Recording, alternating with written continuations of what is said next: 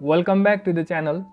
This video is about how to start a conversation with someone on Bumble. So let's start. You can only start a conversation or talk with a person that you have matched on the dating platform. You cannot speak or have a conversation with a random person.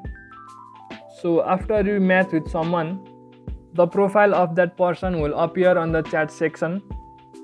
From the chat section, tap on the profile of that person and open the conversation. Then you can start texting each other. There are plenty of videos on YouTube to guide you through about how to start a conversation. Likewise, you will also find other guides on Google searches. But talking from a personal perspective, it's always okay to start a normal conversation, something that's not too boring or too cheesy. Another option could be using a decent pickup line that can make the other person laugh. Well, in this way you can start a conversation with someone on Bumble.